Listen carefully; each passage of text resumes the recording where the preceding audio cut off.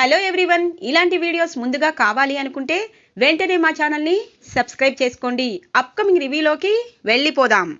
Episode start అవ్వంగానే Kalyan హాల్లో కూర్చొని కవితలు రాస్తూ ఉంటారు. ఇంతలో రుద్రాని అనామిక దగ్గరికి వచ్చి కళ్యాణ్ కవితలు రాస్తున్నాడు, చూడు కావాలంటే అని చెప్పడంతో అనామిక అదే విషయాన్ని ధాన్యలక్ష్మికి చెప్తుంది. ఇక హాల్లోకి వస్తారు ధాన్యలక్ష్మి. కళ్యాణ్, ఏం చేస్తున్నావు? ఆఫీస్కి వెళ్లకుండా కవితలు రాస్తున్నావేంటి అని అడుగుతుంది ధాన్యలక్ష్మి. ఇక దుగ్గిరాల ఫ్యామిలీ అంతా హాల్లోకి చేరుకుంటారు. అమ్మా, నేనేం తప్పు చేస్తున్నాను? కవితలు రాస్తున్నాను అని అంటారు కళ్యాణ్. కళ్యాణ్, నువ్వు కవితలు రాయకూడదు, ఆఫీస్కి వెళ్ళాలని నేను చెప్పాను కదా అని అంటుంది అనామిక. ఇంతకీ నువ్వెవరు? నువ్వు నా భార్యవా అని అంటారు. ఇదేంటి, నేను మీ భార్యని కానా అని అంటుంది అనామిక. మరి ఏ భార్య అయినా భర్తని పోలీస్ స్టేషన్లో పెట్టిస్తుందా? Police case పెట్టిస్తుందా? ఇక్కడున్న ఎవరైనా వాళ్ళ భర్తల మీద పోలీస్ కంప్లైంట్ ఇచ్చారా అని అడుగుతారు కళ్యాణ్. నీకు భర్త మీద నమ్మకం లేదు, కానీ భర్త బాగా డబ్బు సంపాదించి ఏటీఎం కార్డ్సు అలాగే నీకు నచ్చిన షాపింగ్ మాల్స్కి వెళ్ళి అన్నీ కొనిస్తే నేను భర్తనవుతాను. నాకు అవేమీ అవసరం లేదు. ఈ రోజు నుండి నేను ఆఫీస్కి వెళ్ళను. నాకు నచ్చిన కవితలు రాసుకుంటాను. నీకు నచ్చితే ఉండు, లేకపోతే ఏ నిర్ణయమైనా తీసుకో అని అంటారు కళ్యాణ్. కళ్యాణ్ మాటలకి ఇంట్లో ఎవరి దగ్గర సమాధానం ఉండదు. అనామికకైతే మైండ్ బ్లాంక్ అయిపోతుంది. ఇక ధాన్యలక్ష్మికి ఏం చెయ్యాలో అర్థం కాదు. ఇంతలో అపర్ణాదేవి అంటుంది, ఇదేంట్రా, నువ్వు ఆఫీస్కి వెళ్ళకపోతే మన కంపెనీ ఏమవుతుంది అనగానే, ఆ సమస్య నీది పెద్దమ్మ, నాది కాదు. మన కంపెనీని నడిపే కెపాసిటీ అన్నయ్యకి మాత్రమే ఉంది. కానీ అన్నయ్య వద్దు అని చెప్పి నన్ను తీసుకువెళ్ళి అక్కడ కూర్చోపెట్టారు. నాకు అవేమీ అర్థం కావటం లేదు. అలాగని మీరు చెప్పిన మాట కాదనలేను. ఇంకా కంపెనీని దివాలా తీయాలంటేనే నేను ఆఫీస్కి వెళ్ళాలి అని అంటారు కళ్యాణ్. కళ్యాణ్, నన్నే ఎదిరిస్తున్నావు, ఏమైంది నీకు అని అంటుంది అపర్ణాదేవి. పెద్దమ్మ, నేను తప్పు మాటలేమీ మాట్లాడటం లేదు. చిన్నప్పటి నుండి నన్ను నువ్వే పెంచావు. నాకు కవితలంటే ప్రాణం. అలాంటి కవితల్ని వదిలేసి ఈరోజు బిజినెస్ చూసుకోమంటే నేను ఎలా చూసుకుంటాను? నా వల్ల నష్టం వస్తే మన ఇంట్లో వాళ్ళంతా సఫర్ అవుతారు. మన ఇంట్లో సమస్యగానే చూడాలి. ఆఫీస్ దాకా తీసుకువెళ్ళకూడదు. మీరు మాత్రం అన్నయ్య సమస్యని ఆఫీస్ దాకా తీసుకువెళ్లారు. అది ఎంతవరకు సమంజసం? తప్పు ఎవరు చేసినా, చిన్నవాళ్ళైనా పెద్దవాళ్ళైనా అడిగే తీరులో ఖచ్చితంగా అడగాలి.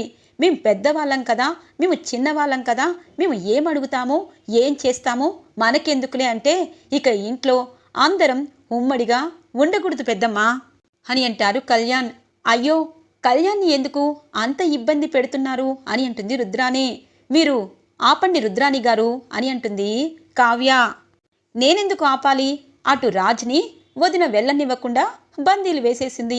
ఇటు కళ్యాణ్ని ఖచ్చితంగా కవితలే రాయాలని చెప్పి తన మైండే సమాధానం చెప్తుంది.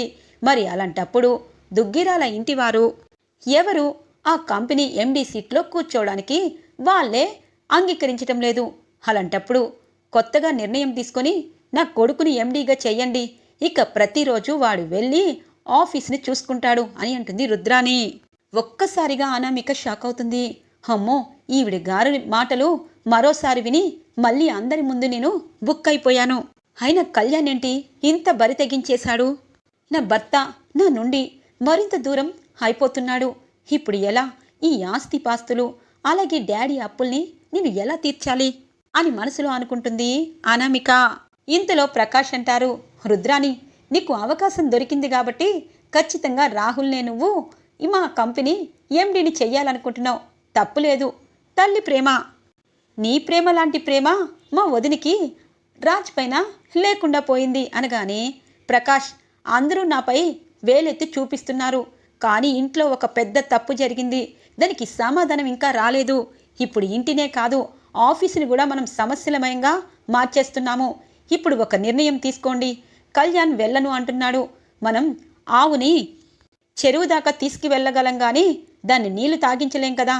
అందుకే వాడికి ఇష్టం లేని పని చెయ్యను అన్నప్పుడు మనం వేరే ఆప్షన్ వెతుక్కోవాలి అని అంటుంది అపర్ణాదేవి. అలాగైతే పెద్దమ్మ, నా మనసులో అన్నయ్య ఎలాగూ ఆఫీస్కి రాకూడదని మీరు అన్నారు. అన్నయ్య మీ మాటపైనే ఆగిపోయారు. ఇక నా మనసులో ఒక విషయం ఉంది. ఆ పదవికి, అలాగే దుగ్గిరాల ఇంటి కోడలిగా వదినికే ఆ అర్హత ఉంది. అలాగే స్వరాజ్ గ్రూప్ ఆఫ్ ఇండస్ట్రీకి ఎండి అయ్యే ప్రతి క్వాలిఫికేషన్ వదినలో ఉంది. వదినికి ఆ కంపెనీ గురించి, అక్కడున్న స్టాఫ్ గురించి, వర్క్ గురించి, మీటింగ్ గురించి, అలాగే డిజైన్స్ గురించి అన్నీ మంచి అవగాహనలో ఉంది. వదిన ఖచ్చితంగా మన కంపెనీని ముందుకు తీసుకువెళ్తుంది. అందుకే వదినికి ఈ బాధ్యతలు అప్పగిస్తే బెటర్గా ఉంటుంది. బెటర్ కూడా కాదు, బెస్ట్ అని అంటాను అని అంటారు కళ్యాణ్. ఓహోహోహో, ఏం డ్రామాలాడారు వదిన, అలాగే మరిది గారు అంటే కళ్యాణ్ని మెల్లిగా తన వైపు తిప్పుకొని, ఇప్పుడు ఎండి చైర్కే ఈ కావ్య చక్కగా ప్లాన్ వేసేసింది. ఇంట్లో ఆవిడిగారి మాటే, అక్కడ ఎండి సీటు కూడా తనదే కావాలని ఇంతగా మనుషుల్ని నమ్మిస్తుందా అని అంటుంది రుద్రాణి. రుద్రాణి, ఇంకొక మాట మాట్లాడావు అంటే నేను తల్లినన్న సంగతి మర్చిపోతాను. కావ్య గురించి అనే అర్హత నీకు లేదు. కావ్యని తక్కువ చేసి మాట్లాడితే తక్కువ అవుతుందని అనుకుంటే ఎలా? నీకు కావ్య ఎండి సీట్లో కూర్చోకపోవడం ఇష్టం లేకపోతే వద్దు అని చెప్పి అనాలి. అంతేగాని తనకి అర్హత లేదని మాత్రం అనుకోవద్దు అనగానే, అమ్మా మీరు చెప్పిందే కరెక్ట్. ఇప్పటిదాకా మీ ఇంట్లో వాళ్ళే అందరూ ఎండి సీట్లో ఉన్నారు, వాళ్ళు కూడా వద్దని కూర్చుంటున్నారు. మరి నా కొడుక్కి ఏం తక్కువ? చిన్న చిన్న తప్పులు చేస్తూ ఉంటారు, ఆ తప్పులు ఇప్పుడు చేస్తారని ఎలా అనుకుంటున్నారు? నా కొడుకుని ఎండి సీట్లో మీరు కూర్చోపెట్టండి, ఖచ్చితంగా రాజ్ లాగే తను కూడా చేస్తాడు అని అంటుంది రుద్రాణి. ఇది కరెక్ట్ అయిన మాట. ఇలా అడిగుంటే ఆలోచించేవాళ్ళం, కానీ ఇప్పుడు మేము ఇంకొక అలా ఆలోచించగలుగుతున్నాం. బావా బావా అని అంటుంది. చెప్పు చిట్టి. ఇంట్లో 2 వర్గాలుగా ఉన్నాయి. ఎవరి మాటలు ఎవరికి నచ్చటం లేదు. ఎవరి మంచితనం వాళ్ళ దగ్గరే ఉన్నట్టు పెద్దగా మాట్లాడుతున్నారు. అందుకే పెద్దవాడి అయిపోయిన నేను ఏమీ మాట్లాడటం లేదు. చెప్పు చిట్టి, నా అవసరం ఈ కుటుంబానికి ఇంకా ఏమైనా ఉందా అని అంటారు. బావా, మీ అవసరం నా అవసరం మనం చనిపోయేదాకా ఉంటుంది బావా. ఎందుకంటే వీళ్ళకి మనం పేరు ప్రఖ్యాతులు, ఆస్తి అంతస్తులు ఇచ్చాం కానీ అవి నిలబెట్టుకునే పరిస్థితిలో ఇక్కడ ఉన్నవారు ఎవ్వరూ లేరు. అలాంటప్పుడు పెద్దవారిగా మరోసారి మనం నిర్ణయం తీసుకోవాలి. మన నిర్ణయానికి ఎవరు అడ్డు చెప్పినా వాళ్ళని ఇంటి నుండి గెంటేయాలి అని అంటుంది ఇందిరాదేవి. ఇంతలో స్వప్న కూడా వస్తుంది. ఎందుకు ప్రతిరోజు ఇలా గొడవలు పడుతూ ఉన్నారు? ఏం జరిగింది అనగానే, నీ భర్తని ఎండి సీట్లో పనికిరారని అందరూ అంటున్నారు. మీ చెల్లిని ఎండిగా కూర్చోబెట్టాలని అందరూ నిర్ణయం తీసుకున్నారు. నువ్వు ఎప్పుడూ ఇలాగే ప్రశ్నలు వేసి మమ్మల్ని వేధించు. మీ చెల్లి మాత్రం ఎండి సీట్లో కూర్చుంటుంది అని అంటుంది రుద్రాణి. అలా అని ఎలా అనుకుంటారు? ఇంతమంది పెద్దవారు ఉన్నారు, వాళ్ళకి సరైన వారు ఎవరు అన్నది తెలిసే నిర్ణయం తీసుకుంటారు. మీరేమీ మీ కొడుక్కి మీకు సర్టిఫికెట్స్ ఇవ్వాల్సిన అవసరం లేదు. ఇక్కడ ఉన్న వాళ్ళందరికీ తెలుసు. అమ్మమ్మగారు, నిజంగా భర్త మాటే వేదం అనుకోవాలి. భర్త ఉన్నత స్థితిలో ఉండాలని భార్య కోరుకోవాలి. కానీ నేను ఒక సలహా చెప్తాను. చిన్నదాన్నైనా ఆ సలహా నచ్చినట్టయితే ఖచ్చితంగా ఇక్కడే ఆ సలహా ప్రకారం నడుచుకోండి అని అంటుంది స్వప్న. చెప్పమ్మా స్వప్న అని అంటారు. ఇక్కడ చాలామంది ఉన్నారు. మన ఇంటి వారే, మన కుటుంబం వారే మన కంపెనీకి ఎండి సీట్లో కూర్చోవడానికి అర్హులు అని చెప్పి మన ఇంట్లో వాళ్ళతోనే ఓటింగ్ వేపిద్దాము. ఎవరికి అత్యధిక ఓటింగ్ ఇస్తే వాళ్ళే ఖచ్చితంగా అవుతారు అనగానే, కరెక్ట్ నిర్ణయం చెప్పావు. ఆహాహా, అందరూ కావ్యపనే కోరుకుంటారు అనగానే, మరి మా చెల్లినే కోరుకుంటారని తెలిసి కూడా మీ అబ్బాయిని ఎందుకు అనుకుంటున్నారు? కట్టుకున్న భర్త పైన భార్యకే నమ్మకం లేదు. ఇక కంపెనీని మీ చేతుల్లో పెడితే మీరేం చేస్తారు అన్నది నాకంటే ఎక్కువ బాగా అందరికీ తెలుసు అని అంటుంది స్వప్న. స్వప్న చెప్పింది 100% కరెక్ట్. కానీ దీనిలో చిన్న మార్పు చేస్తున్నాము. ఎందుకంటే నేను, బావ, అలాగే రాజ్, అపర్ణాదేవి ఇలా ఈ నలుగురు కాకుండా అందరి పేర్లు అందరూ రాసుకోవాలి. అలాగే వాళ్ళు కాకుండా ఎవరినైతే ఎండీగా బాగుంటారు అన్నది కూడా కింద పేపర్లో రాయాలి. ఇక వాళ్ళ అభిప్రాయాలన్నీ పేపర్స్ పైన రాసి ఇక్కడ పెట్టండి. అప్పుడు ఎవరి మనసులో ఏముంది అన్నది తెలుస్తుంది. ఎవరు ఎక్కువ పేరు రాస్తారో వాళ్ళనే దుగ్గిరాల ఇంటి వారసత్వమే కాకుండా కంపెనీ బాధ్యతలు అప్పగిస్తూ ఇక వాళ్ళే ఎండీగా రాజ్ వచ్చేదాకా ఉంటారు అని అంటారు సీతారామయ్య గారు. ఇక స్లిప్పులు రాస్తారు. అందరూ ఒక్కొక్క స్లిప్పు ఇందిరాదేవి గారు చదువుతారు. ఇక ఫస్ట్ రుద్రాని వేసిన స్లిప్ని చదువుతారు. నా కొడుకు నేను ఇద్దరిలో ఎవరో ఒకరు ఎండీ చైర్లో కూర్చోవాలి అని రాస్తారు రుద్రాని. ఇక రెండోది ధాన్యలక్ష్మి, కళ్యాణ్ అలాగే కావ్య అని రాస్తుంది. ఇక రెండోసారి ప్రకాష్, కావ్య అని రాస్తారు. అలా కావ్య అని అందరూ రాసేసరికి ఇక ఇందిరాదేవి అంటారు, రుద్రాని ఇక నువ్వు ఏమీ మాట్లాడాల్సిన అవసరమే లేదు. అందరి అభిప్రాయం తెలుసుకున్నాము. అమ్మ కావ్య, అందరి అభిప్రాయానికి గౌరవం ఇచ్చి నువ్వు ఆఫీస్కి వెళ్తున్నావు. నీ భర్త నీకు బాధ్యత అప్పగించాడని అనుకో. ఈ కుటుంబం పరువు ప్రతిష్ట అప్పగించారని అనుకో. ఎన్ని ఎదురు నీకు వస్తున్నా అవన్నీ దాటుకుంటూ నువ్వు కంపెనీని నిలబెడతావని మేము గట్టిగా నమ్ముతున్నాము. ఇక ఎవరు ఏమీ సమాధానం చెప్పలేని పరిస్థితిలో కూడా నువ్వు సమాధానం చెప్పి మీ అత్తగారిని ఇంటి నుండి బయటికి వెళ్ళనివ్వకుండా చేశావు. అలాంటి నువ్వు కంపెనీకి చాలా అవసరం.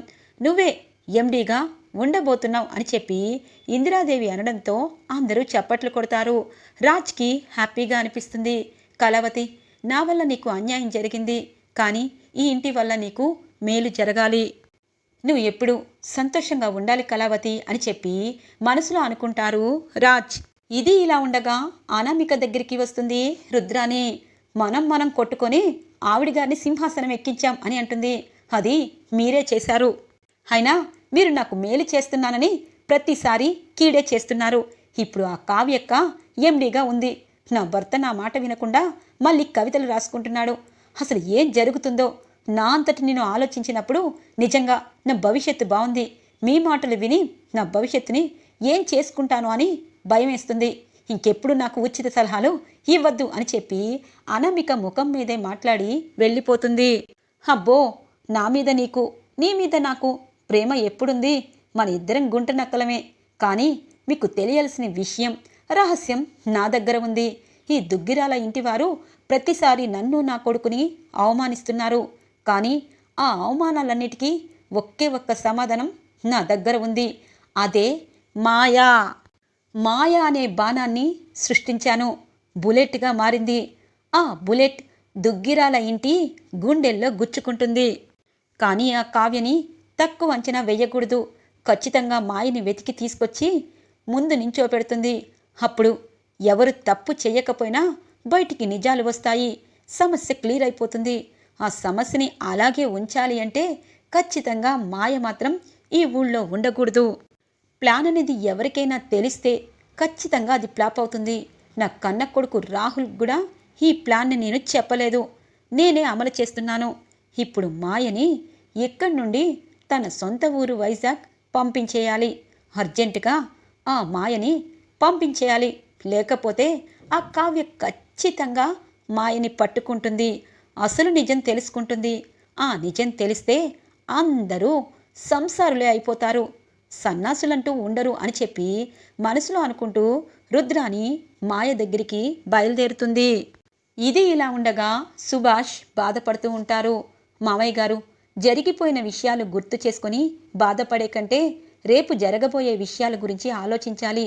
మామయ్య గారు, మాయకి మీరు డబ్బులు ఏమైనా వేస్తున్నారా అని అడుగుతుంది.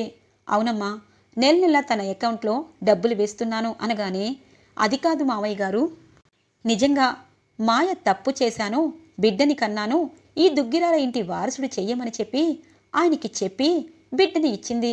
కానీ ఏ కన్న తల్లి పాలు తాగిన పసిగుడ్డుని వేరే ఒక చేతిలో పెట్టదు. అలాంటి ఆడవారు కూడా ఉంటారా అని నాకు ఇప్పటికీ డౌట్ వస్తుంది.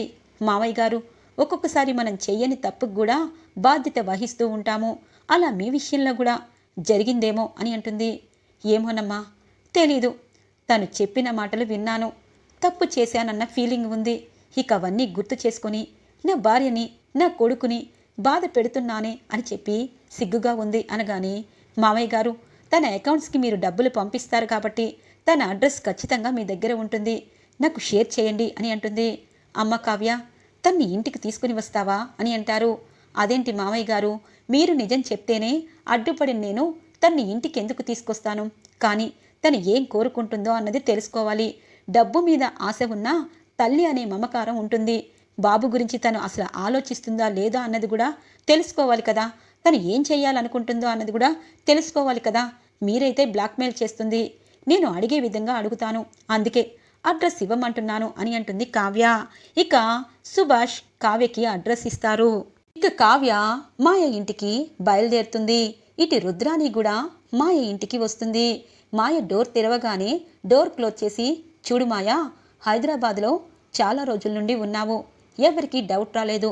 నేను వేసిన ప్లాన్ని కరెక్ట్గా అమలు చేశాము. ఇప్పుడు నువ్వు వైజాగ్ వెళ్ళిపోతున్నావు అనగానే, మేడం ఇప్పటికిప్పుడు వైజాగ్ అంటే అనగానే, అన్ని ఏర్పాట్లు నేను చేస్తాను, అర్జెంటుగా ఇక్కడి నుండి వెళ్ళు. ఎందుకంటే నువ్వు ఇక్కడ ఉన్న సంగతి ఎవరికైనా తెలిస్తే మన ప్లాన్ అనేది తెలిసిపోతుంది. ఇక నీతో పాటు నన్ను కూడా ఇంటి నుండి గెంటేస్తారు. నీకేముంది, నువ్వు ఏ తప్పు చేయలేదు, కానీ నేను ఇంటికే ప్రమాదం తెచ్చాను కాబట్టి నన్ను ఇంట్లో ఉండనివ్వరు, అర్జెంటుగా వెళ్ళు అని అంటుంది. సరే మేడం, ఈవినింగ్ కల్లా వెళ్ళిపోతాను అనగానే, ఈవినింగ్ కాదు, ఫ్లైట్ టికెట్స్ తీసుకొచ్చాను, ఇప్పుడే బయలుదేరు అని అంటుంది రుద్రాని. ఇక మాయ తను చెప్పిన మాటకి లగేజ్ గబగబా సర్దుకొని ఇక బయటపడుతుంది మాయ. అమ్మయ్య, ఇది బయటికి వెళ్ళింది చాలు అని చెప్పి రుద్రాని అక్కడి నుండి వెళ్ళిపోతుంది. మాయ వెళ్ళగానే కరెక్ట్గా కావ్య అదే ప్లేస్కి వస్తుంది. ఇంటి డోరు కొడుతూ ఉంటుంది. కరెక్ట్గా అప్పుడే వస్తారు ఆ ఇంటి యజమాని. ఏంటమ్మా, ఎవరు కావాలి అని అడుగుతారు. అమ్మా, ఈ ఇంట్లో మాయ అనే అమ్మాయి ఉండాలి కదా అని అంటారు. అవును, తను ఇప్పుడే వెళ్ళిపోయింది, రెంట్కి 6 నెలల నుండి ఉంది, అందుకే ఇమీడియట్లీగా అక్కడ ఉద్యోగం వచ్చిందని చెప్పి ఏదో బ్రాంచ్కి షిఫ్ట్ అవుతున్నామని చెప్పి మా అద్దె మాకు ఇచ్చేసి వెళ్ళిపోయింది అనగానే, ఎప్పుడమ్మా అని అడుగుతారు. ఇప్పుడే, ఒక 2 అవర్స్ క్రితం అనగానే ఒక్కసారిగా షాక్ అవుతుంది కావ్య. అంటే మాయని నిన్ను వెతుకుతున్నాము అని చెప్పి తనకు తెలిసిందా, అందుకే ఇక్కడి నుండి తప్పించుకుందా అని చెప్పి ఆలోచిస్తూ, అమ్మా తను ఎక్కడికి వెళ్ళిందో అన్నది మీకు చెప్పకుండా ఖాళీ చేశారా? తన గురించి ఎవరైనా వస్తుండేవారా అని అడుగుతుంది కావ్య. ఎవరూ రారు, కానీ తన ఫ్రెండ్స్ కొంతమంది వచ్చేవారు అనగానే, అవునా, తనకి బాబు ఉన్నాడు కదమ్మా, ఆ బాబుని తీసుకుని వెళ్ళిందా అని అడుగుతుంది కావ్య. బాబా, తనకి పెళ్ళే కాలేదు, బాబెలా పుడతారు? మీరు ఎవరి గురించి వచ్చారు అనగానే, మాయేనమ్మా, తనకి ఒక కొడుకని చెప్పినట్టు గుర్తు అనగానే, ఏమీ లేదు, తను సింగల్, తను 6 నెలల నుండి ఉంది, ఒక్కసారి కూడా బాబు గురించి మాకు తెలీదు, పెళ్ళి కాకుండా తన బాబు ఎలా వస్తాడు, తన ప్రెగ్నెంటే కాదు అని చెప్పి ఇక ఆవిడ చెప్పడంతో ఒక్కసారిగా షాక్ అయిపోతుంది కావ్య. అంటే మాయ మామయ్య గారిని ట్రాప్ చేసింది. మామయ్య గారు తప్పు చేయకపోయినా తప్పు చేసినట్టు తను నిరూపించింది. అందుకే మామయ్య గారు తప్పు చేశానన్న ఫీలింగ్లోనే ఉన్నారు. ఇదంతా కుట్రే, ఈ కుట్రని బయటికి తేవాలి. మామయ్య గారు ఏ తప్పు చేయలేదని రుజువుతో సహా సాక్ష్యాలతో సహా సంపాదించాలి. ఆ బాబుని ఆ మాయ ఎక్కడి నుండి తీసుకొచ్చిందో తెలుసుకోవాలి. బాబు కన్న తల్లిదండ్రులకి ఆ బాబుని అప్పగించాలి. మాయకి ఎవరు హెల్ప్ చేస్తున్నారో అన్నది కూడా తెలుసుకోవాలి. అసలు మాయ ఎందుకు ఇలా దుగ్గిరాల కుటుంబం పైన ఇంత పెద్ద మచ్చ వేయాలని ఇంతటి ప్లాను ఎలా వేసింది అని చెప్పి కావ్య అనుకుంటూ కార్లో ఇంటికి బయలుదేరుతుంది కావ్య. ఈరోజు ఎపిసోడ్ ఇలా ఇంట్రెస్టింగ్గా ఎండ్ అవుతుంది ఫ్రెండ్స్. రాబోయే ఎపిసోడ్స్ కోసం మా ఛానల్ని సబ్స్క్రైబ్ చేసుకోండి. Thanks for watching friends.